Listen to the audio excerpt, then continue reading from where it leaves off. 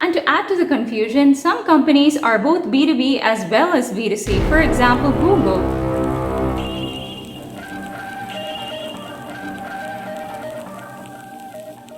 Are you creating content for B2C the same way you do for B2B? Here's why you shouldn't be doing this. First of all, what I want you guys to understand is your B2B customers and your B2C customers have completely different sets of expectations and requirements in terms of content. And to add to the confusion, some companies are both B2B as well as B2C. For example, Google. So in this case, when you're creating content for companies like this, you need to find out what side of the company that you're creating content for.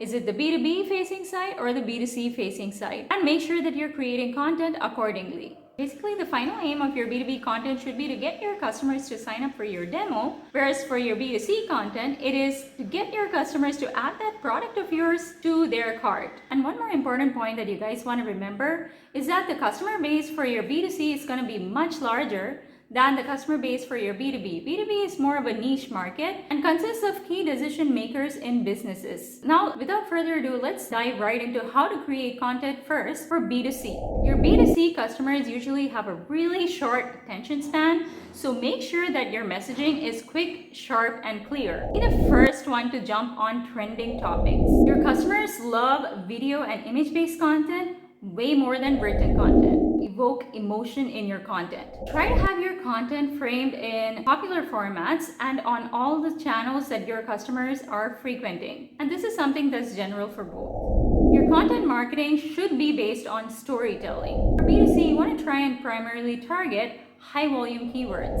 And in general, the purpose of your B2C content marketing plans is going to be to increase brand awareness. So now let's have a quick look at pointers for B2B content creation. Some of the popular formats of content that work really well for B2B are blog content, industry case studies, email newsletters, webinars. So make sure you're following one of these formats to get your customers' attention. Social media platforms don't work as well as they do for B2C, but I would say LinkedIn is a platform that you should be leveraging though. For B2B, when you're building content, you want to make sure that the focus is primarily on your website.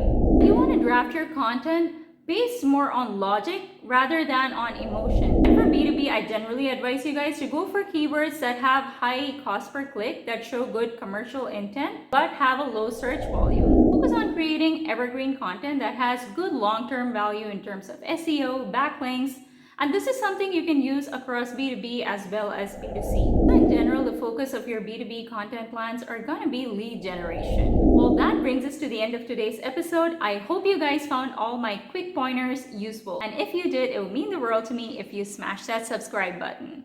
Until the next episode, take care of yourselves and bye-bye.